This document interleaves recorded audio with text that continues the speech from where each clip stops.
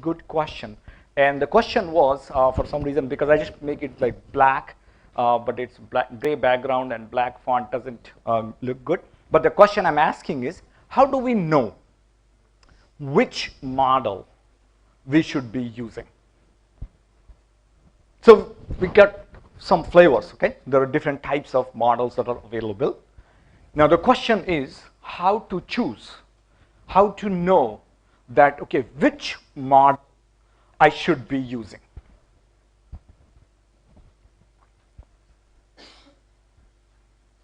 What are the things you will be looking at first?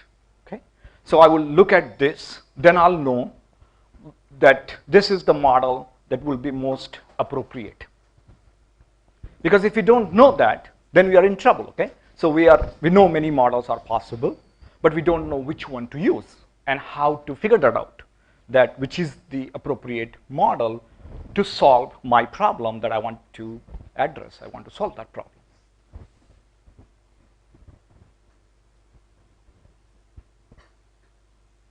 Any thoughts?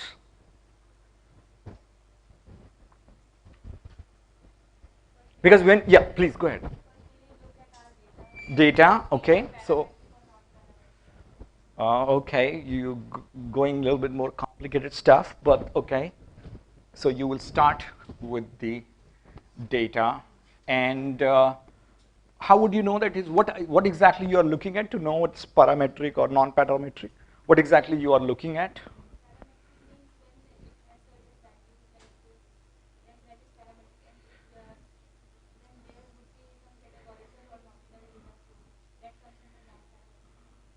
That's the estimation technique, what you want to estimate, okay. Descriptive statistics, okay. So you want to go, okay, descriptive. And when it comes to descriptive statistics, we are essentially, let's say, you will have, say we have 10 different variables in the data set. We will have the name of the variable to start with, and some properties. Okay, what's the minimum value? What's the maximum value? What's the standard deviation? And what's the mean? Okay, let's say we are looking at some of the descriptives, and it will show that what's the variable and what those values are. Okay, so now you got those. What else? So how would you know which model you should be using? So you got the list of the variables, some properties of those variables. By looking at it, how would you know that which model I should be using? Okay, so you need to know. Okay. So that will come before you go to the data. Okay, so you have your theory. From your theory, you know that which ones are your independent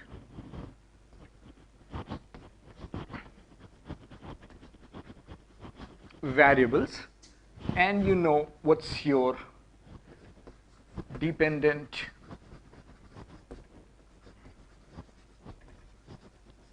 variable, and obviously you know the relationship. That's how the theory is supposed to be.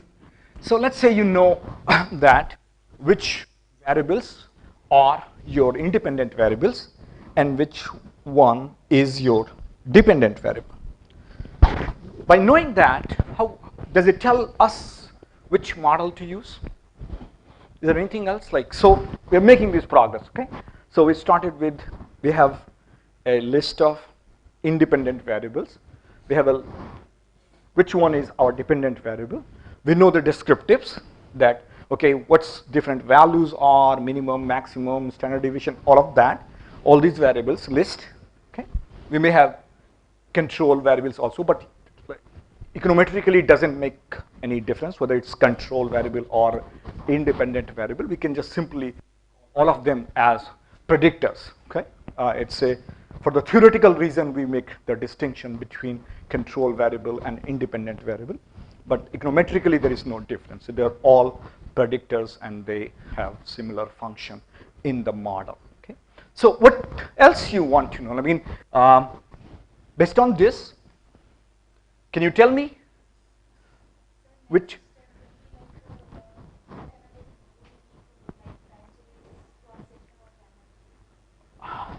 Okay. How to? So you are looking at what? What? Can you say that again? What kind of analysis? That's the question. That's the question. Okay. So yes. Okay. So you will look at beyond the descriptives. Let's say you are looking at the pattern. Okay. The data. Okay. And probably you may be looking at that. Okay. Do we have, let's say, longitudinal data or not? Okay. So let's say if we have the longitudinal data, then we will know that we have to use some time series or panel data.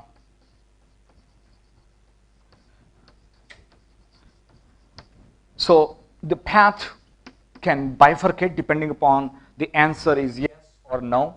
If the answer is yes, we will go that way. And if the answer is, let's say, no, what's the next destination then? So it's possible that you have a data and you found that, yeah, okay, we have a longitudinal data, so we will go there. And then I'll proceed further where to go from there, okay? But the question is, let's say the answer is no, we don't have a panel or longitudinal data. Then what's the answer? What's the next step you need to do to figure out, okay, which technique I should be using? Because now you have all capabilities, okay? You can use any technique you want. You have your data, but you need to know which technique to use, because without that, you are not. Okay.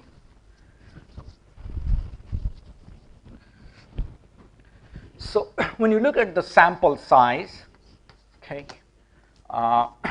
and sample size is in terms of, it is in relation to the number of parameters that needs to be estimated, okay? So it's also related to the how many variables, how many parameters that we need to estimate. And the only thing you want to get from there is whether any analysis is possible or not with this, okay? If you don't have enough information, we can't do analysis. So let's say the sample size is enough to estimate the number of parameters that we need to estimate, and the answer, let's say, is yes, and that probably would go before you get to the data collection, okay? So you need to know that, okay, what is the minimum sample size I need to have the power to estimate the parameters, the number of parameters that I need to estimate, and you collect the data, at least meeting that requirements, and then you move forward, okay? So we already, let's say, have enough sample size, and we collected the data, we got the descriptives, we saw some pattern, yes or no, and right now I'm operating in the box where no, we have yes sample size, no longitudinal data, okay? That's the cell we are in. And my question to you is, what's next? What comes next?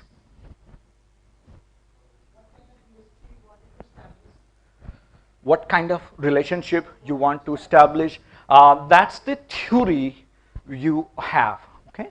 So it's not the data that is telling what kind of relationship we want, and that's the point.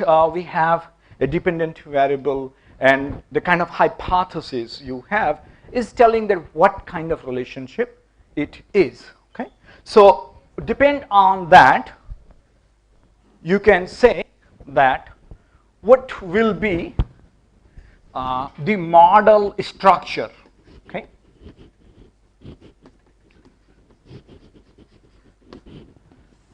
So that is going to come from your theory, okay? That I expect, let's say, a linear relationship, a non-linear relationship, a cuboid relationship, or what is the nature of the relationship? between my independent variable and my dependent variable. That will guide, okay, what's the model structure it will look like, okay? And it will also tell you how many parameters we need to estimate, whether we are just estimating the independent variables, just one parameter or more than one, depending on the nature of the relationship. It may involve an interaction also. If it's an interaction, it will introduce another parameter because it may involve more than two variables to be looked at simultaneously. It may be a three-way interaction. Theoretically, you can make three-way, four-way, all kinds of. It's a different question whether we can theoretically make those calls or not. But yes, we need to have a relationship, but that's not giving the answer which model to use. Yes? Okay, so we have a list of variables. Okay, so where should we start? You are going in the right way. Okay, so we started here. We have the data. We know the dependent and independent variables. We have the descriptives, and we said, let's say we have 7 or 8 variables. Okay, just think about, we have a bunch of variables. Okay, so you are right. We have to look at that. Okay, but where should we start? Which one will dictate? Who is the boss here? Or is there somebody a boss in that list? That's the point we're trying to figure out. Okay, so if there is somebody a boss, then you have to listen to the boss. Okay, if there is nobody a boss in that, then I don't know. There is here what rule we are going to follow. So visualize a situation. We have a list of variables. Okay, we have 7, 8 variables in that, and we have the information. The descriptives, we can go in detail descriptives. So in this data, when you do that, DES, which is the short for describe, then you can also put a comma and say detail, so it can give you more detailed descriptives. Okay, so detailed descriptives will tell you more information in terms of the quantile information, the bottom 5%, the top 25%, not only the mean, it can also give a median and additional information when you say that describe and say detail. Okay, so it can give you more information. So let's say that we want to know, and we will know the variables, which variable is of what type. Okay, so let's say we have 8 variables. Now we know an additional piece of information that what kinds of variables those are. Okay, some of them are continuous, some of them may be dichotomous, some of them may be categorical. Okay, so we have different types of variables, and we have 7 variables, and we know each one of those variables what type of that variable is. Once we have probed those variables a little bit more, so we know beyond the descriptives, we also know what kind of variables they are. Okay, some of them are, like for example, dummy variable or this variable or that variable. So we know each one of those variables. We have 7, and now we know that what type of variables those are. Okay, so we are making good progress. Okay, so far, but we haven't got the answer yet. Okay, you're going too fast. Okay, so issues will come before you need to know what kind of issues. Okay, let me take a step back. Okay, so what kind of issues you are thinking about?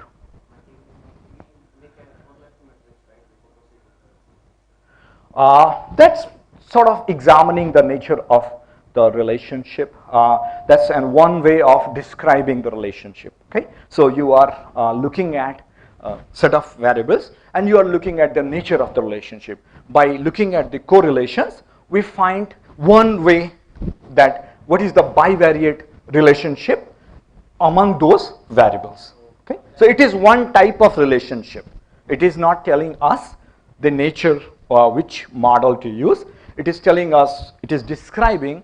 So we want to examine the nature of the relationship between the independent and dependent variables, and by looking at the correlation metric, we are finding out one part of the relationship. Okay, the strength of the bivariate relationship among all the variables, that how if we just look at let's say pairwise correlation, so 1, 2 variables at a time, and we have 8, so we kind look at all those possible pairs and what is the strength or whether it's significant or not, we will find that pause. Okay, is there anything else we want to look at? Yes, sir. Oh, you want to try OLS?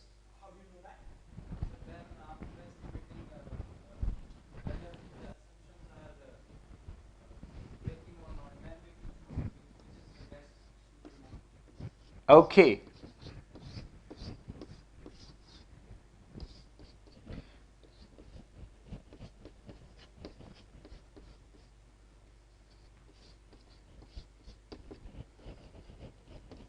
Thank you. So if you look at without actually knowing anything, okay, once you kind of have zeroed on that, usually the OLS is a very good place to start without knowing anything. Okay? That's the default location where we want to start without just knowing anything else. Let's go there and start our business from there. And once we do that, then we go to the second step, okay? Because we need to know what are the assumptions of OLS and whether those assumptions are valid in my data or not. So we go one by one, each of those assumptions, and look at which of those assumptions are being valid in my data or they are being violated. And then understanding what's the implication of those violations. Whether I can still, it's not necessary that just because some of those assumptions are not valid, you cannot use OLS anymore. Okay? So it is possible that OLS is still an unbiased estimate for those parameters despite some. So it is robust to some violations. Okay? So it's a nature of the violation that which assumptions are absolutely critical, that if they get violated, no, so we cannot use that. But there are some that it's tolerant of those violations, that it doesn't like it, but it's still okay with it, can put up with those violations. So that's the way to look at it. Okay? So now the question is, you start looking at the violations. So the violations will be, let's say the first place to look at is the identifying the boss in the list. Okay? And this is a hierarchical society. There is only one boss in the group. Okay? Dependent variable. All we care about is the boss. We don't care about anybody else in the mix. I mean, we care about the residual and all those things will come in place, but when it comes to which variable dictates the terms, who decides what you have got to do, so there is only one boss there, that's the dependent variable. So from your theory, you know that which variable we are trying to predict. Okay? So that's we are calling our dependent variable. That's the variable of interest. That's the variable we want to predict. So once we know that this is the variable we want to predict, now we want to look at the detail. Okay? What is the nature of that variable? Is it a continuous variable? Is it a skewed distributed variable? Is it a restricted variable? Is it a dichotomous variable? Is it a count variable? Does it take only positive values, or does it take only integer values? Okay, so all the range. Somebody was asking that that she was working on a variable that was trying to estimate a rate. Okay, so it has a restriction because a rate is say if it is from 0 to 1. Okay, so it can be between it's a continuous variable, but it's restricted. Okay, the minimum can be 0 or maximum can be 1, like in some. Okay, so let's say you have a ratio variable. Okay, and ratio is that it could be from 0 to 1, and it's a continuous variable, but it's a restricted. It's bounded, lower bound and upper bound. Okay, so it's a 0, 1. So there are the properties of the variable that we care about. There is only one variable we care about. Only one. That decides which model to use. And then the violations decide the appropriate technique, because the nature of the violations is telling us that what will be the solution to fix the problem. So as sir, you were talking about that I want to look at the issues. Okay, so you have to look at the issues after you run they regress, then you will know are there outliers or all those things that we kind of talk about. Okay, three ways. Okay, the visual, the diagnostic, and the formal test. Okay, so those are the three sets of tools that you are going to use, apply, and then you will know that what are those violations. So let's look at one by one. Okay, so if it's a continuous variable but it's a restricted range, okay, so you will find there are techniques that are appropriate for that kind of model which has a restricted range. Then there are variables that could be limited, but it is dichotomous, as we can in the previous discussion. So let's say it's a dichotomous, it has only two states. It can only take this or that, which we kind of classified that, okay, it can only take 0 or 1. There are only two states, and there are two alternatives. If that's the kind of variable, so we are looking at logit or probit. We can use, there are certain assumptions involved again. When is probit appropriate, when is logit appropriate? In general, the logit has a more appeal because it has a very intuitive modeling. Okay, you know, you can interpret quickly, and it has more robust properties. It allows, it is not sensitive to violations and the assumptions. So it's kind of, in general, if you're dealing with a variable that dichotomous, okay, and if you go straight way to logistic regression, you are safe. Okay, you are safe. Most probably you don't have to worry about. Okay, while in some cases you can also use probit, but the logit is a default kind of place there. If you have a count data, okay, which we talk about, so it can take only integers and 0. Okay, so it can be 0 or more than 0, but it can be only integers. Okay, so it's a count. We call it a count variable, and we are not looking at any other variable. Okay, we only care about the boss. Boss is the dependent variable, it's the boss, and we are going to look at only that variable, and we are examining the distributions, the histogram, everything that we are looking at that one. We care about other variables when we enter. We want to have a normal kind of distribution and some of those, so we kind of looked at transformation. Okay, the transform a variable. If you remember, we used a G ladder, a kind of a command in its data that can give you 6, 7, 8 types of transformation, potential transformation, and it can tell you which one is an appropriate. Okay, so those are for different reasons, but it's not to decide about the model itself, that which model we need to use. So let's say you came across that it's a count variable. So then we have two options there. Okay, Poisson and then negative binomial. In most places, just like the first place to start is OLS in general. When it is a count variable, the default place to start is Poisson. Okay, so you run the Poisson and then again look at, is it violating some assumptions of the Poisson? And Poisson is also sort of robust to its violations, but if the variable is over dispersed, okay? So we kind of talked about, okay? So the variable could be over dispersed. Over dispersed is if you take and examine mathematically, that the mean and the variance are not equal. Okay? And you can statistically also check whether they are equal or not. And sometimes you can also look at the visually, that okay, it will tell you that just looking at the variance and the mean value of that variable, and also looking at the histogram is a good place to kind of start when you start looking at the description.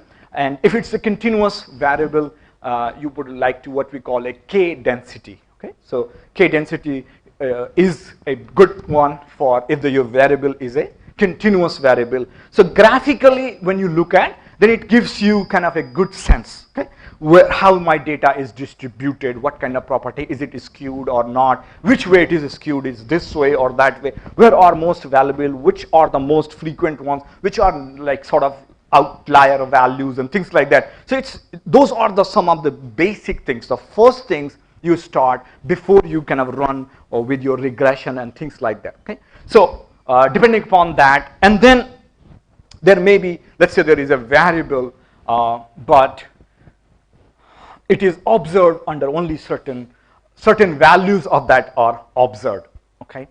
And those could be a function of in different situations, okay? Let's say you are looking at grades in a class, okay?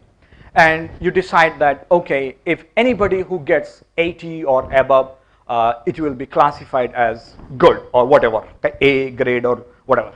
So it doesn't matter whether you have 80 or 81 or 85 or 89 or 100, anything above 80 or above 90, I will consider all of them that they are super. Okay? So you have created a category or a label that I am observing that, but the moment somebody crosses 90 and above will be treated as something. Okay? It could be anything you can call. Okay? So 90 and above will be coded as 90. Okay? 90 and above will be coded as 100. Okay? Whatever. So you have an upper limit that anything above that will not be recorded as separate. It will be part of that upper limit. So it's an upper level restriction.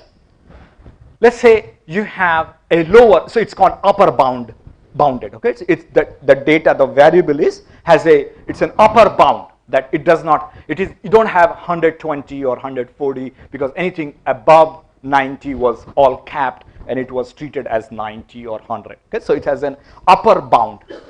The data can also have a lower bound. Okay, let's say anything below 33 or 40 or 50 will be like all considered like bad, and we'll code them as 1. Okay, so it doesn't matter how low you are, but the moment you reach that lower limit, it does not matter how low you go. All of them will be grouped as this, and we will call them something, whatever you call them. Okay, so essentially that has a lower bound.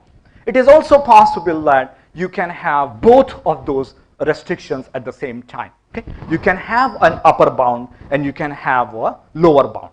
So in a situation where you have that kind of variable, so it's all dependent variable. Okay? No other variable we are talking about. The only one variable we are talking about, which is the boss, and the boss is the dependent variable. We have to keep that in mind so that you don't confuse, okay, which one we are looking at and how, because they're all variables in the model, and they have different role to play. We need to know for this purpose who is deciding, who is the decider. The decision maker is the dependent variable. So if the variable is like that, there is a special technique that was developed, and it's called Tobit regression. Okay, T-O-B-I-T. Okay, Tobit regression. So the Tobit regression is designed that it has a bound. Okay, now if you look at Probit and Logit, also have some properties that they share with Tobit. Okay, so the probability is 0 or 1. Okay, it has a lower bound 0 and it has upper bound 1, and the probability is a continuous variable. So you can look at that. Okay, so in terms of the actual value, it can be 0 or 1, so it's capped. And you can see the probability, the distribution will be a continuous distribution in between that. You can have a probability that is a S-shaped, but it has a lower bound and upper bound, which is common feature that we are sharing with the Tobit model also. But it does not have only 2 values. Okay, so it is continuous. Okay, so you have, let's say you are looking at the marks in a paper that what people have got, and so they have continuous 66, 67, 70, 75, 80, 89, all of that, but you have a cap that, okay, if you cross above that, everybody is this. You have a lower bound there. If somebody is less than that, then you don't have the exact number for that. You just have a lower cap and you just put it the same. So everyone below 40 is 40. Everybody above 90 is 90. That's it. Okay? And in between it is just a regular continuous variable. So for that, it is a Tobit regression that we use.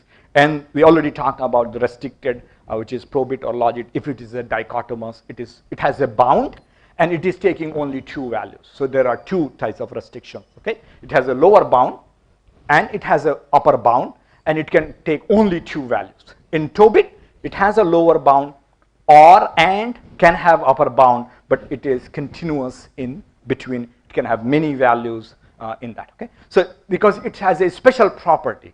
Okay, so if it has no restrictions, then your OLS will work. Okay, and the OLS will now it will predict values that will go above than what you have. Okay, so those will be misaligned because it is giving you numbers or things that are not possible. That's the same would happen with the logic model or probit. If you don't use those, then it will give you a predictions, the value of this dependent value. Okay, a prediction is minus. Okay, but we are looking at a choice which cannot be a negative. There it says just two values, 0 or 1. So 0 was the lower one. Okay, do you follow that? This is how we are going to do it and decide it.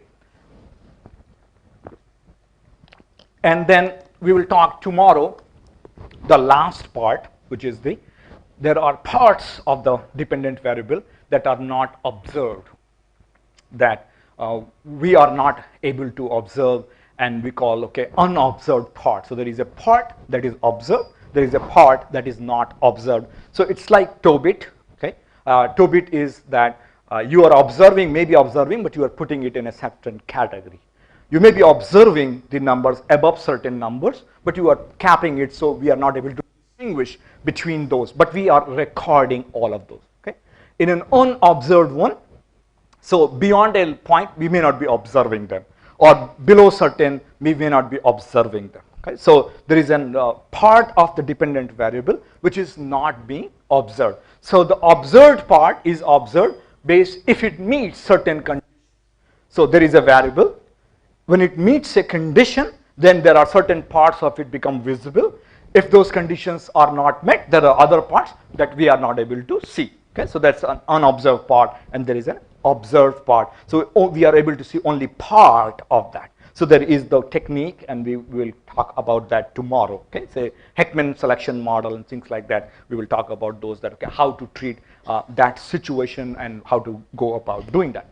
Now, then we go to the data structure part. Okay, so once we have looked at the nature of the variable, now we want to go to the data structure that we're talking about. Okay, the data structure, is it a cross-sectional data?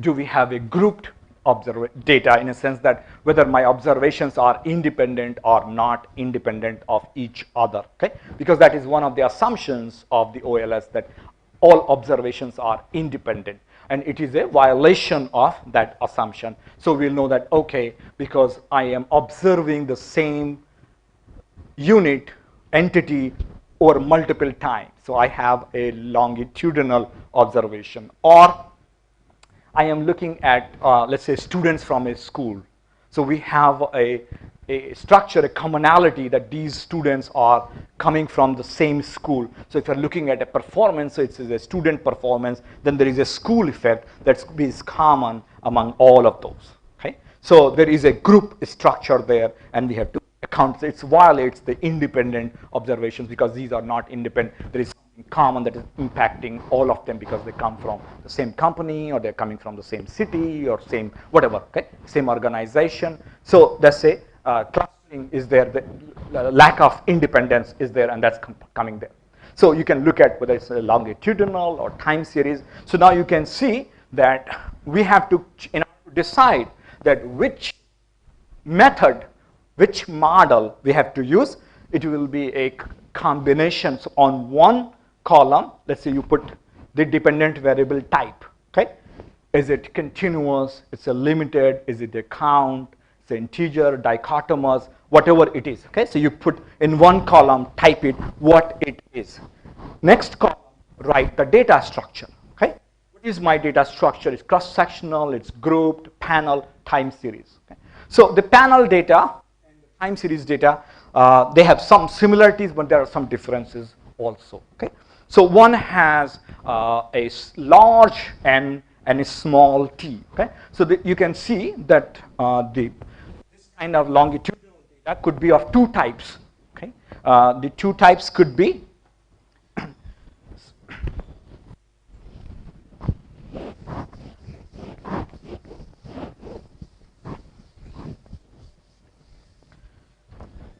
so we have one part is the number of units. Okay, It could be companies, schools, individuals, whatever. Okay, so the number of entity that we are looking at. Okay, so maybe the entity is the right word.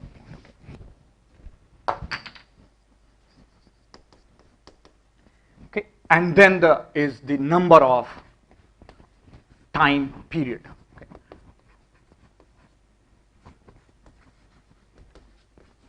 So those are the two pieces that tell us that whether it's a cross-sectional or longitudinal data or not. Okay.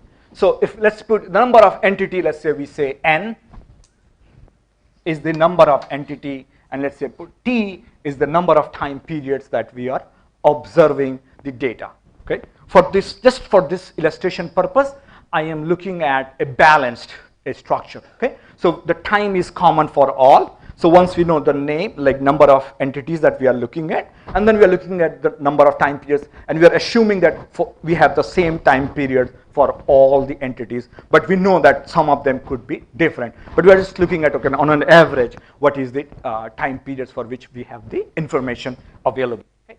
So there are two types of, so n multiplied by t essentially is telling us together they tell us the nature of the data that, okay, the panel structure we have. So there are two possibilities. Okay, one is that n is relatively small, okay, and t is large. Okay, that's one kind of data. The other is the reverse of it. N is large and t is small. So both can have the same number of observations. Okay, you can have like 200 units observed over 20 years or 30 years, and you kind of calculate how many observations I have.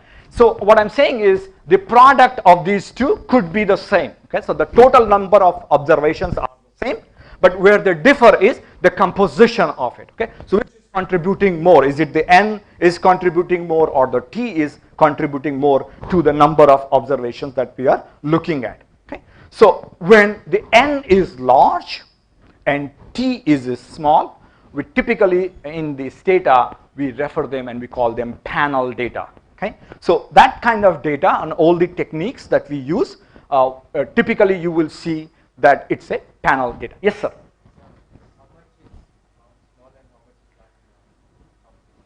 Yeah, you will know by looking at them that which one. So you are looking at n multiplied by t. Okay, so the first thing is which one is bigger.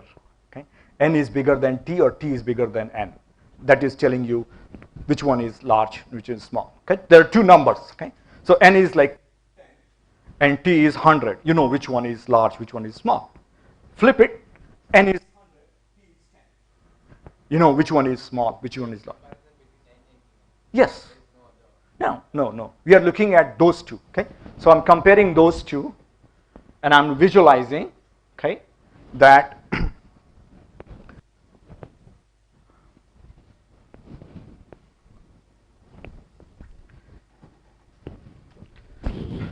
let's say I have n is 200, okay, and t is let's make it, okay, so n is 20 and t is 100. Okay, and together this will be the number of observations will be 2000 observations in that data structure. Is that correct? Reverse it. Let's say n is 100 and t is 20. Okay. Again, we have 2000 observations. Okay, so there is no difference here. The number of observations are the same. The composition is different. Do you follow that? Okay. Yeah. So you look at which is so one is called like a wide structure, one is a long structure. Okay. So wide structure is, let's say you are recording in an Excel sheet. So if you have the n is small, okay, so you will go fewer rows, okay, and you have t is large, then you have many more columns. Okay. So it's called a wide structure. If you have a different structure, in a sense n is large, so you have more rows and your t is less, so you have fewer columns, and we are assuming that each column is corresponding to one time period. Okay, so there are two looks of the the data structure you will see.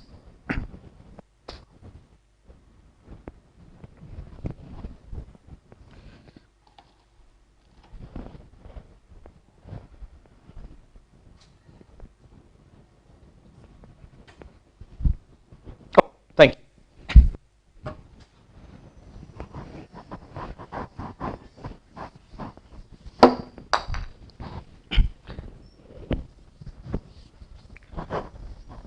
So when I teach, one of the things actually the people who assign me classes or the request that I send, okay, what kind of classroom I want. So one thing I want is that I need to have a very large number of boards that I can flexibly use. So you have like 10, 15 of those whiteboards because I typically do like cases and all that, and I utilize the board quite a bit, and I need like all freedom so that I don't have to rub things. I can just move them once I am done, because sometimes students want to still see what is written. If I erase those, it's kind of gone. So that kind of helps, but anyway. So if you look at one time, it can look like this.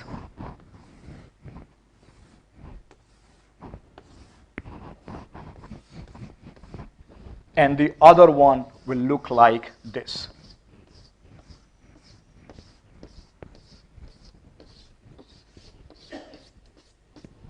Get the sense? The two data structures, each one is the entity, and each row is for one entity. Okay? So one entity means that, okay, this is 1, 2, 3, and you are recording here the year 1, year 2, year 3, year 4, year 5. Okay? So you are kind of going and you're going for many, many years. It could be years, it could be days. Okay? So if you look at, if there is anybody working on finance, okay, they always will talk about that we are using time series, okay, because they never talk about panel data. Okay? So they're time series because they're looking at securities, stock prices, and you can have like hundreds of observations on a given security in a day. It depends upon what frequency you want to use. They have a daily observations, they have multiple observations in a day, monthly observations, weekly observations. So they have the security, the number of observations on a small n is large. Okay? So that's why they always use what they call time series. Okay? So the time series is like this. Okay? The panel data that like from people like me, because we work with like the companies, and usually that they have quarterly or annual information, so the frequency of the observation is not that frequent. They only get few observations for each. So n could be large, t is typically small. So we call them the panel data. So essentially, these two together, okay, will tell you that which model you need to be looking at. And the first one also here, what kind of modifications are needed within that broader technique. Okay, so I'm using this one, but within that there is some certain type of violations depending upon. There are variations, there are options within those techniques that you have to adopt given the nature of the violations there. And again, once you decide that which model I am using, then there are assumptions of that model itself. Okay? And then there may be violations of some of those, and given those violations, then there are solutions for those. Okay? So it's how you kind of arrive at which model to use. Because once that part is clear, then running is the easy part. Okay? It doesn't take much. You can see that you can just write this one word and it will run a different model. You change that, it will run a different model. So changing the model is not the big thing. Understanding it, which model to use, how to apply, when to apply which one, how to interpret those, how to present the results, those are the ones that requires more considerations, more thought and thinking that goes into those parts. Okay, everybody with me so far? Okay. So thank you very much. If probably you were asking this question yesterday, okay, which model I should be using. So I thought that's a good question. Okay, so I always encourage questions as long as I consider those are genuine questions and good questions. So it's good to have questions, and because that helps us to understand things in a better. Okay, so now I'll quickly go through some parts. Okay, because I recognize that given the scope and the range and that's where you are in terms of your career path. There is certain level of understanding that is appropriate at considering the stage where you are. So we go only to that level so that it doesn't become so overwhelming that you don't actually understand any of that. Okay? And that will defeat the purpose of spending 5 days and not coming out with something that you can actually use. Okay? So today's my target to myself, the goal is that, okay, I want to make sure that each one of you have made progress from where you were, the things that you got exposed to, and now you feel confident that yes, I can understand how to do these things, when to do those things, and how I can run and help maybe yourself or maybe a part of your group project where you are collaborating with. You can resource that, okay, you have done this, you can help us decide what to do, and then you can say, yes, I know how to solve this problem because I can identify the nature of the problem. I know these things pretty well now. Okay, so that's my goal today. So I'll go through very quickly. So it's kind of what is called a survival or a data. So in the survival data is essentially, you can say it's a matter of survival. Right? So it means that we are looking at a variable and we are looking at the dependent variable and we are observing something, and then at some point we will stop observing or being able to observe that anymore because that entity for whatever reason is disappearing. Okay? It may be disappear because we are looking at patient has died. Okay? So we cannot observe that anymore. Okay? We are looking at machines and the machine is broken or it's obsolete, it's dead, it's out of the observation. Okay? So we are looking at something and we are observing them, and we reach a point that something happens and it disappears. Now, what we want to understand, okay, what is the purpose of the analysis is there are two things. Okay?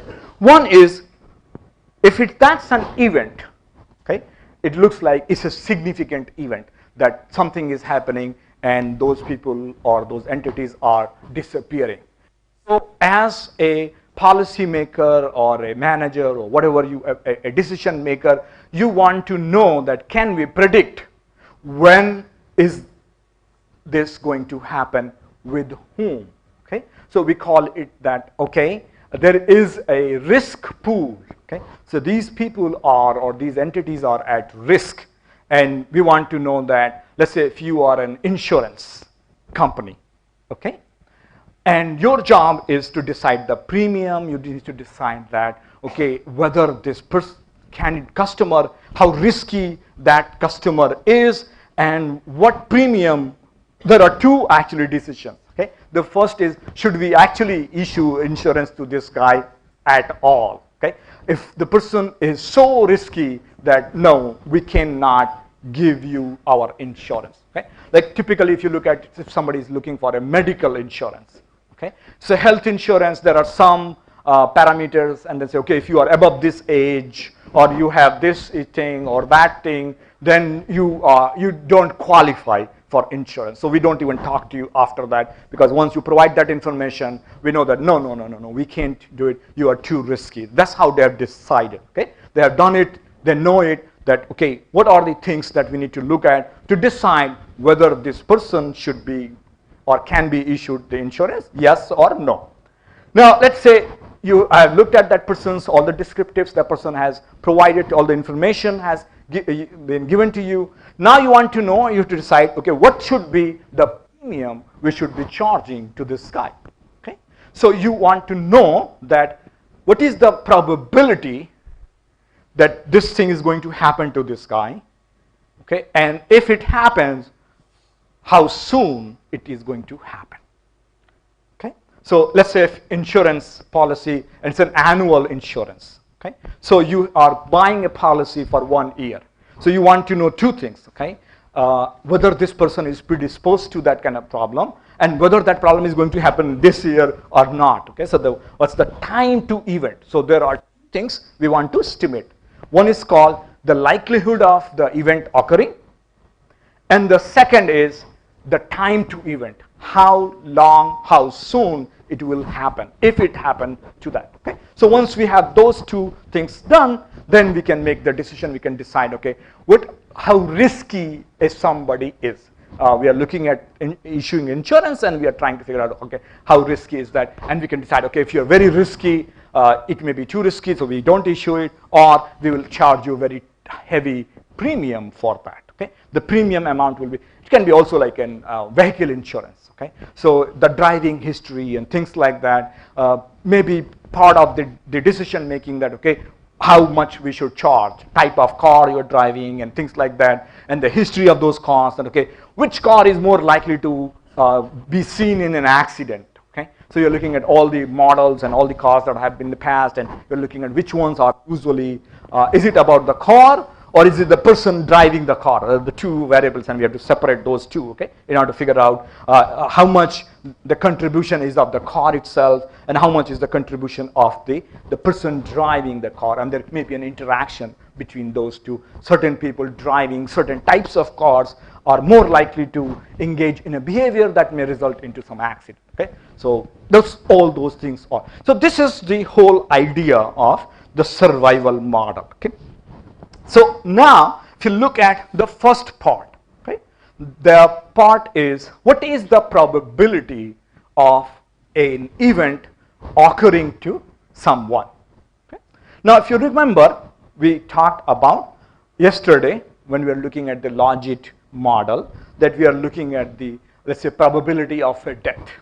Okay, that what is, we are looking at a effectiveness of a medicine. Okay, a pharmaceutical company has tested or testing a medicine's effectiveness, that how good is the medicine, and they are looking at let's say the patients have cancer. Okay, so they are risky because all of them have cancer. Now they are looking at, and everybody is going to die at some point in time. Okay, but you have started that, okay, these are the people that are part of the sample. These are the people who we are giving medicine. This is one, for whatever reason, are not given or being given a different brand of the medicine. Let's say you are checking the effectiveness of 2 medicines. Okay, so this group is taking medicine 1, the other group is taking medicine 2. All of those are cancer patients, and we are now observing. Okay, so they start at the same point. We have information, maybe the dosage, like, okay, somebody is giving a lower dose, some may be giving like higher dose. That's one. Or for keeping it simple, we can say, okay, whether you are taking the medicine or not. Okay, as a model number 1, and not varying the dose and the frequency of it. Okay, so we will see them. Okay, we are looking at, and then people are dying. Okay, so we have a situation that where we started, let's say we had 100 patients, and we divided into 2 ones, drug 1, drug 2. 50 people were taking drug 1, 50 were taking drug 2, and we are now looking at, okay, and when people are dying, we are recording that, okay, so everybody was in the risk set, and everybody was alive when the experiment started, and then people are slowly dying. Okay, and when they die, we record them. Okay, this patient has died. So the moment the patient has died, you no more observe anything about those. Okay, so there is a dropout from your sample. You'll stop losing them. Now this problem can be modeled using the logistic regression. Okay, then the logistic regression, we are looking at the outcome variable, which is the dependent variable. The dependent variable has 2 values. Right, the patient is alive or dead. Okay, and we are observing, let's say it's a panel data or whatever. Okay, so we are observing every year, like the government does to everybody who's getting a pension, that, okay, are you still alive or not? And you have to report that, okay, yeah, I'm still alive, so I can still go back and get my pension or whatever it is. Okay? So it's like that, and they are in a hospital or something, so being monitored, and you are recording every month or day or whatever. Okay, in this original model, the survival model, we take the time as a continuous variable. Okay, so time is a continuous; it's not a discrete variable. It's a continuous variable. The time is a continuous concept. It's not a discrete concept. Okay, clock is a discrete, but not the time. Time is a continuous. Even clock can be made continuous depending upon how small seconds, and we can go in that. Okay, but let's just keep in mind that it's a continuous variable, and we are looking at when the experiment has started, how long it has taken before somebody has died. Okay, we are recording from the very beginning, and it has been 10 years, 2 years, and 3 years. This person died in 3 years. This person died in 4 years, and there are others who are still alive. Okay, so we have two values for everyone, 0 and 1 occurring at different points in time. And the ones that are dying, there will no more observation on those. So you can model that using the logistic regression, but it has a problem is that people who are still alive, they may be about to die. Okay, they may die tomorrow, they may die 2 months later, or some of them may die 2 months later, 3 months later. The reason we have put them still alive is because they are still alive. Okay, but if the experiment is continued and extended for 1 more year, some of these alive ones will also disappear. Okay, so they will be converted into a dead ones if we extend our experiment for some more time. Okay, so the reason, so that we are coding a variable 0, 1, but you recognize that it's a function of how long the experiment has been run. The experiment is allowed to run for longer. Some of those that are 0 will get converted into 1. And if we run the experiment really long enough, all of these zeros will be 1. Okay, it's just a matter of 1. That's the truth of life. Okay, so it's just a matter of time where each one of those will be 1. Right? So you know that this is a truncation. It's the observation has been cut off. So we are distinguishing that this is 0 and this is 1, while it is the matter is okay, it's not yet 1. Okay, it's going to be 1 after some point of time. So that is the actually are using the logit or the probit model. In the logit and the probit model, we are making this assumption that 0 is different from 1. These are zeros for some reason, and this is 1 for this reason. And our theory is predicting why this is 0, why this is 1. Okay, that's the framework of the logistic or the probit model. That's how we are treating them, and that's how we are seeing the parameters. But in the survival is, we are looking at, it's a survival. Okay, so it's all depending upon some. So it has not failed. It may fail. Okay, if we are patients, then we know everyone is going to fail. It's a machine. Some of them, they have a life. Okay, it's a design. It's a computer you are looking. Okay, these were bought at one time. Some of them have problems, and others have still doing okay. After some time, they may also have problems. Okay, so the point is the observation is not complete, and that's why the estimates will change if those things are updated. Okay, so let's say you stop the experiment today and you run the model, you'll get the parameter estimates. You extend the observation, somebody says, okay, we have 2 more years of data now available. Do you want to have it? Oh, yes, please send me. I did it, like, I'd like to see. And then you do it again, and you see the parameters have changed. The predictors, the significance and this have changed. The only thing has happened that you just got more information about the same subjects you were observing. Okay? So in order to address that issue, we use they started with the Cox proportional hazard model. So the underlying logic is that there is a hazard function, okay, and there are variables that can make this thing happen sooner or later. Okay, so the job is to find out that, okay, in the presence of those, how the hazard function is going to change. Okay? So in order to do that, this is how it is modeled. So there is a baseline hazard function, which is being referred at H0T. It's a baseline, and this is with the impact of the variables we are observing, we will have a new hazard function. Okay, and our job is to estimate the betas in the model, that okay, what's the value and how it is going to change the hazard function, hazard rate, how it is going to change that. Now, the good thing about this model, sweetness about this model is we can estimate the parameters, the betas, without having to actually know the baseline hazard function, the H0T. Okay? Without actually uncovering that, we will know that how much the hazard will increase or decrease. So we will know the proportional impact of change in our x variables or the predictor variables, that if what happens if the one unit of our predictor variable changes, how it is going to impact the hazard rate. Okay? So it's called hazard rate, that okay, is it you are going to become more or less, how it is impacting, and that is what we are trying to estimate, and that's we can estimate and we can tell that what's the, so if you remember in the logic model we're kind of telling at that the interpretation of the beta, that okay, one unit change in there, it changes the proportion of the y. It's a multiplicative effect. Okay? So if it was, let's say it was 1.10, so it increases from 1 to 1.10, so there is a 10% increase on that. Okay? So that's interpretation. So this interpretation is also similar here when we call a hazard rate. Okay? So hazard coefficients we estimate in the exponential form. The e to the power beta are going to be estimated. Okay? And the interpretation of that is very similar to what we estimated the parameters and the interpretation of that for the logistic regression or the Tobit model, both of this. Okay, everybody okay with that? Okay, so I'm not trying to bring more complicated stuff. Okay, because we need to understand first the basic part of it. Okay, and then we can introduce more complexity once we feel comfortable with the basic part. Okay, so let's start with some simple stuff here, and then move with them.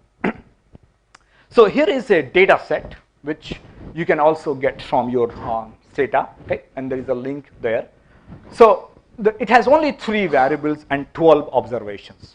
Okay, this is a simple data set, and it's a data. It is describing a machine. Okay, and the machine is recording. Okay, whether so the machine has bearings. Okay, and you are recording whether the bearing has failed or not. Okay, so you have bought 12 machines, and you are running all of them from at one time. Okay, just running them, and you're recording that how long this machine has been run. Okay, and you're recording how much load is on that machine. So the only thing you are recording is the time and the load. Okay, and the time is that you are recording, and you are saying that is the machine has failed or not failed. Okay, so that's the very simple observation. Okay, so it means we have the first machine. Okay, we looked at this like 100, let's say unit. I don't remember, maybe minutes. Okay, so we have observed it for 100 minutes. It has a load factor 15, and at that the bearing did not fail. Okay, it has 0, means it did not fail. Okay? The next one is 140. Load is same load, but it has failed. Okay? Now you see this data here. They are trying to actually match. Okay, having 2 machines, the same load. Okay, you see here, the first 2 have load 15, the second 2 have 20, this one have 25, 30, 35, 40. Okay, so they are trying to have a pair. Okay, it's kind of a control kind of group. Okay, so I have 2 ones, and I'm giving them the same load, and I'm seeing like, okay, whether this one fails or the other one fails, or whether both of have stayed there, and if they fail, how long it takes for them to fail. That's what is being recorded. Okay? And our job is to sort of predict that how likely a machine is to fail as a function of the load factor. Okay, that's we probably want to do. So in order to do this, so this is how your data. There are a lot of more things that go like how you record the data, but you understand this part. Okay, so you have 12 machines.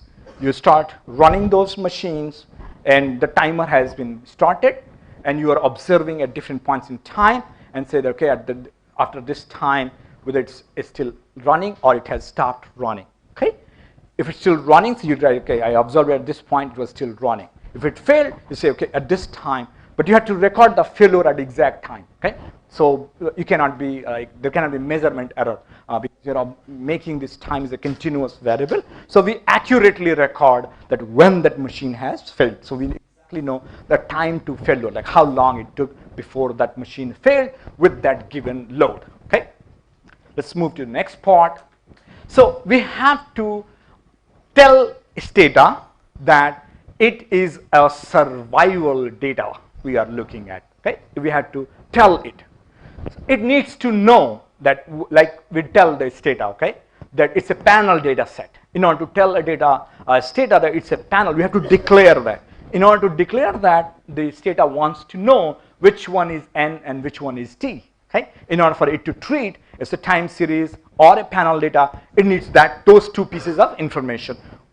How to know which one is N? So there is some ID, identification number, and what is the time, how you have recorded. Okay? You can year, time, minutes, something you have, okay, for the time. So you need to just, the moment you tell TS set, time series set, that's the command. That's the command we give to Stata. So time series set, tell me the entity ID, how to identify it, which column to look at, and where I should look, which name I should be looking for to identify that time. Once you told that, Stata knows, okay, it's a panel data set. And then you run all the XT. So instead of like in a regular one, you would say summarize, right? So you can write summarize, just sum, SUM, and it will give you the basic descriptives of the data. But once you have declared that data set, that's my panel data set, then you have to use XT sum. Okay? So XT is the set of commands that Stata has developed for the time series and the panel data sets. Okay? So all those commands like describe. So you can, if you have not declared your data set as a panel data set, then you can use describe, or in short DES, and it will describe the data set for you, what are the variables. But once you declare it that it's a panel data set, means it's a panel data set, and it is now looking for those XT every time. If you are running a logistic regression, once you have called it, it's a panel data set, okay? Then instead of using logit, you will be using XT logit, okay? If it's a panel data and it's a count variable we are looking at, okay? So we are not running simply a Poisson or negative binomial, but we will be looking at a panel data command for Poisson or panel data command for negative binomial. So in the Poisson, we just run Poisson, okay? And you can run and give your independent, and it will run. But once you tell that it's a panel data, then you have to tell XT Poisson, okay? So there's a command for that, XT Poisson. If it's a negative binomial situation because of the over dispersion in the dependent variable, the mean and the variance are not equal, we identify that we have an over dispersion issue, so we have to use negative binomial regression. So in Stata we use NB-reg. NB-reg is just negative binomial regression. Okay, so that's how they created the name NB-reg, so that they know intuitively what it means. Okay, so it could have been any name. Okay? It's just a name. So NB-reg you are running, but it's a panel data, then it will be XT NB-reg. Okay, so it's again negative binomial, but a panel data. Now this is a survival data set, and we have to tell it that it's so this survival data, all commands start with ST.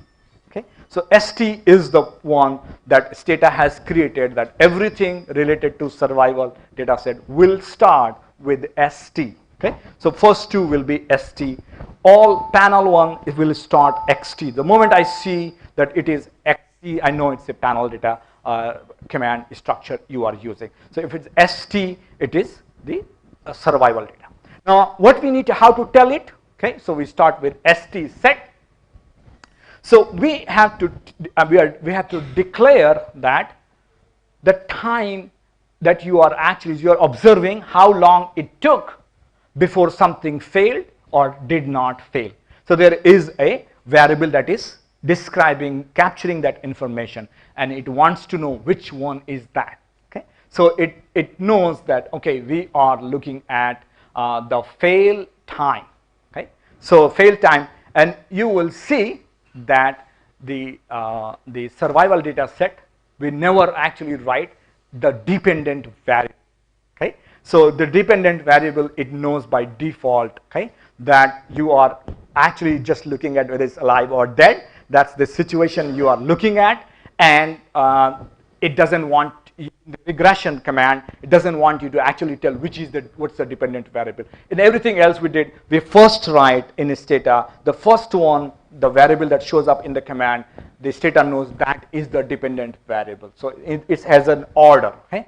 In the order, only the first variable, whichever the variable that comes first is the boss. Okay? And that's the variable is the dependent variable, and the Stata knows. Okay, in the survival data, Stata has no confusion who is the boss. Okay, it knows who is the boss. You don't have to tell it who is the boss. Okay, boss is that confident, clear, powerful. Okay, so now you just tell it, and it is telling you the total number of observations. We have 12 observations remaining, representing 12 failures in single record data. There are total risk time, that how long it takes to analyze all of that. Now we are running the next part is the Cox regression. Okay, we have two predictors in the model, okay, which is predicting the time. Okay, and we are going to calculate the risk factor, that how the risk changes or doesn't change. Okay, so we look at load and bearing. Those are the two. Okay, and both of their predictor variables. Okay, unlike the other ones, because in the others we had the first one was the dependent variable. Okay, so here we are looking at the predictors, the load and the bearing, and we are looking at the likelihood of failure. Okay, so the likelihood of failure that is being recorded with 0 or 1, okay, alive or dead, 1, and we are trying to predict, okay, that how it is going to change as a function of changes in these variables. And there is a 1 unit change, then what happens? So there are two variables. Okay, both of them are in this small data set. Okay, it's only 12 observations we have. Okay, we have only 12 observations. It's a very small data set. You know that if the data set is very small, the chances of finding a significant result is difficult. But you can see in this fake data set, whatever it is, it has those coming significant. Both of them are significant. But what is the interpretation of these coefficients? Okay, so you see two variables, load and bearings. The beta is 1.5267. That's the hazard ratio for load. Okay, standard error is this, z factor and p value and confidence interval, bearings. So both of them are, we see the z values, and both of them are significant. Now I'm trying to understand how to interpret. Okay, can somebody give it a try? So the question is, you run it, you can see that, okay, how easy it is to run. Okay, you just simply write one line command, and it runs and it spits out output. Now the problem is how to make sense of that output. What does it tell us?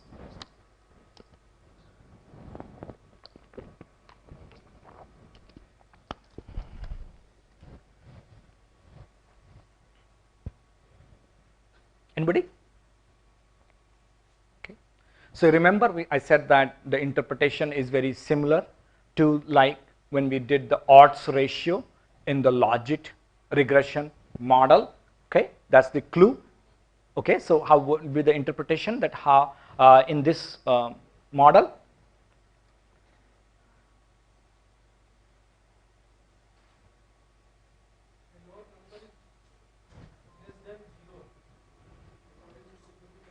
It's not less than 0. Okay, yes sir, yep, okay, go ahead. Yeah, you're going in the right direction, so please go ahead. But what is the interpretation? So you remember it correctly. Okay, so we first look at whether it's more than 1 or less than 1. Okay, so that's first part. Okay, now go ahead, keep going. Yes. No, what we will not check, you can see from there. Okay, so tell me, you can check. So that's the point. That's for the first thing. Can you see it? If you can see it, don't tell I can check. Check now and tell me. Okay, would you like to give it a try? Not affected failure, not affected from failure and risk. But you said that they are significant.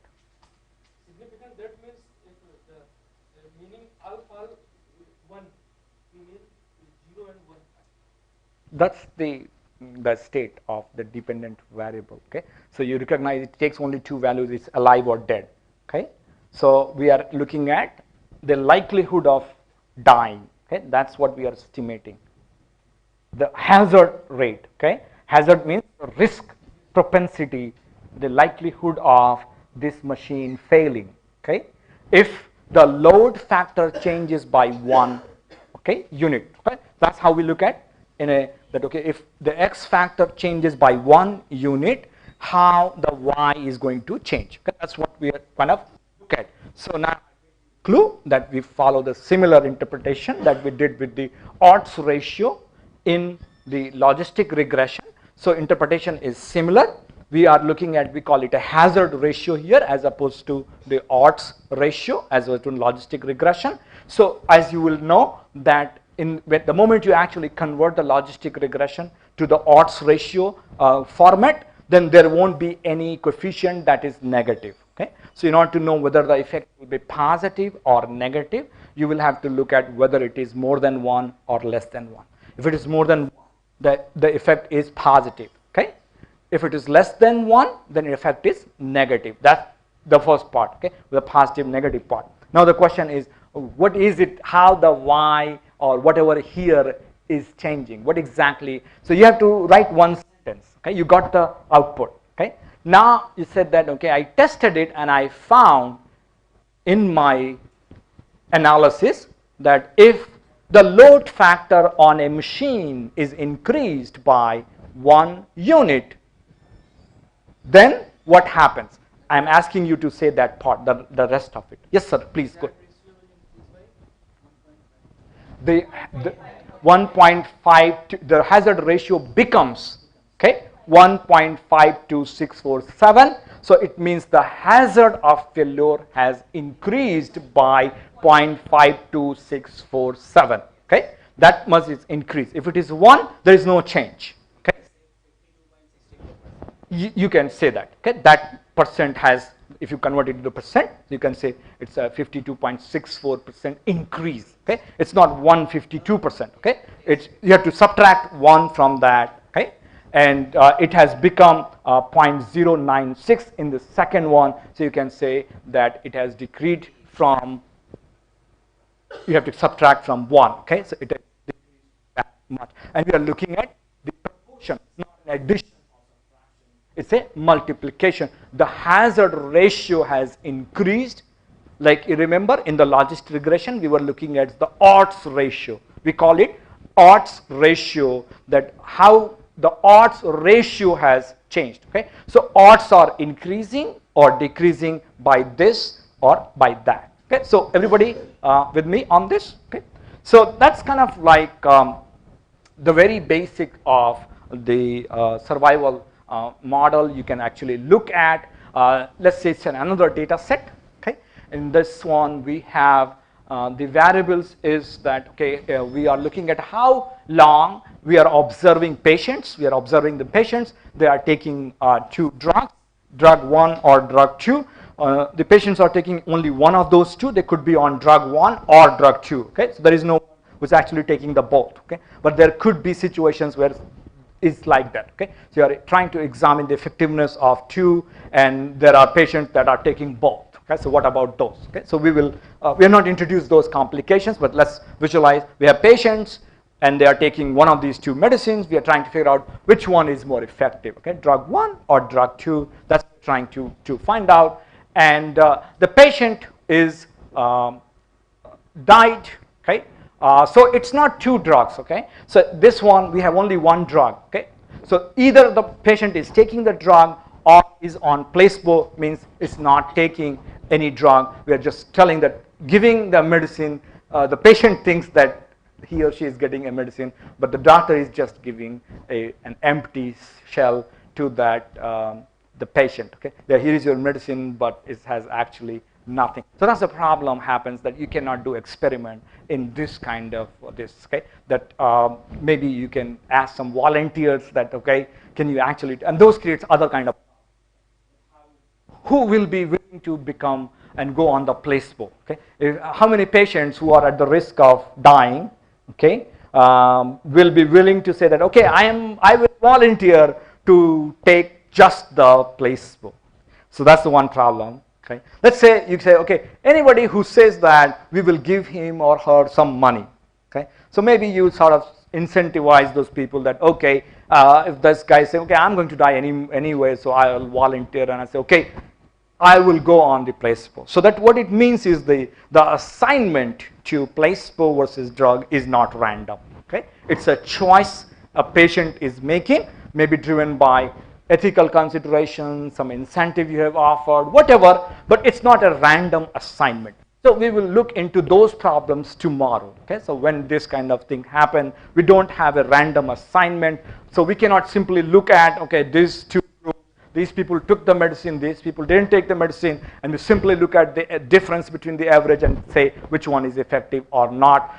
If the assignment was random, we could have done simply that, but we'll get to that problem later on. So here we are looking at, okay, there are patients pretending that they have been assigned randomly, but they're on placebo or the drug, and we're trying to figure out whether the drug is effective or not. And the patient, the only information is that how long we have observed that patient, and we're observing the patient is still alive or dead.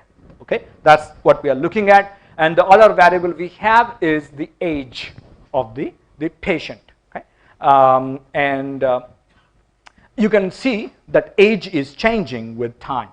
Okay, so you have an age variable when the experiment started. Okay, but as you continue to observe that person, the age is increasing also. It's not constant. Okay, but just keep, for the time being, pretend that the age that you recorded when the experiment started, we are just going to use that value. Okay, but you understand that if we started the experiment 2 years ago, so the age has become whatever 60 plus 2 now. So it's changing with time, and time is a continuous one. Okay, but let's pretend that part, that the age when the experiment started, we recorded the age at the beginning of the experiment. Okay, so it has a special way to tackle that problem that changes with time. But let's just pretend that we are taking the age when it started the experiment. So this is what the data is, the original data, and you can follow what the data structure is. Now, what happens when we declare this data set that now it is a ST, it's a survival data set. Okay, so you are telling Stata, the only thing it wants to know that, okay, which variable you are looking at. So it is identifying two things, okay, the time, and the second one is the dependent variable, which is here, which one is counting for the failure, and the failure is the died. Okay, so it's only time you tell one time, or after that you don't have to remind it Stata that which one is my dependent variable, and we are not going to bring that again. It knows now that, okay, died is the one, is the failure, and how long we are observing is the study time, is the variable that is recording the time until a patient has died or is still alive. Okay, that's part. Now you can see here that in this data set, we have 48 patients. Okay, we have I don't know whether they are independent or not. So let's just put it, there are 48 observations. Okay, out of those 48 observations, there are 31 patients that have actually died. Okay, so these are like very vulnerable kind of patients, and they are in a difficult situation. So you have 48 patients. We started observing them, put them, some of them on placebo, put them, some of them on this drug this company is trying to develop, and we're trying to estimate the effectiveness of the drug. Okay, how good is this medicine, or is this any good? Okay, that's the question we are trying to ask in terms of understanding that can we have something that can help these patients. Okay, not maybe these, but the ones that are going to come after these. Okay, so once you do this, you will see the Stata has created some variables on its own in the data set. Okay, so the moment you tell the Stata two things, okay, you told that, okay, how the time is recorded, which is the time variable, and you told how the failure is recorded. So you told the died is the one I'm using to record whether the patient is alive or dead, and time is the study time is the variable that's recording time. Okay, you just told Stata these two things. Now Stata has added 4 more variables on its own. Okay? Those 4 new variables you did not add to the data set. The Stata is adding, creating on its own once you have told that it's a survival data set that I am giving you. So it adds those more because it needs that additional information. Okay? So what are the information? It is creating its own dependent variable. Okay? Here you can see underscore st is the variable that for which we were the died was. So it's a replication. Okay? So it is simply cloned a variable. Okay? So you cloned a variable that died. Okay? So the information you captured in the died is being now copied and captured in underscore st. Okay? But because it's going to use that one as the default dependent variable, and it will just keep that in mind. Okay? So the second one it is creating, okay, that when is somebody will be stopped being observed. Okay? So you know that, okay, when the person died, there is no more observation on those. Okay? So it is recording that, okay, if one if failure, 0 if censored, if it is no more observed, it's a 0 there, and it is looking at, so it records 2 time periods. Okay? When is the time period starting and when it is ending. Okay? So it is going to create time 0 is the beginning and time underscore t is the time we are observing. So you can have the same patient being observed twice, for example. Okay? You look at one time, you recorded the information and the patient was alive. You recorded one more time, patient was still alive. Maybe third time, patient has died. Okay? So you will have the beginning, end. Now the end will become the sort of the next will become the beginning for the next period, and then end, and this end will be the beginning for the third period. So you can say that how it is creating by the beginning, and it is calculating on its own by looking at that how the time is being recorded. So this is how the same data set will be kind of done. And if you run the same regression, all you have to do is that you tell the st cox, okay, and you have to tell the died and the drug. Okay, those are the 2 predictors, and you will be able to run and get the results. So what I want to do here now is let's take a break now, maybe 15 minutes. Is that okay? Then let's go downstairs after that. Okay. What I want you to do is that, okay, go back to the machine where hopefully where you were sitting, where you created your folder. Okay?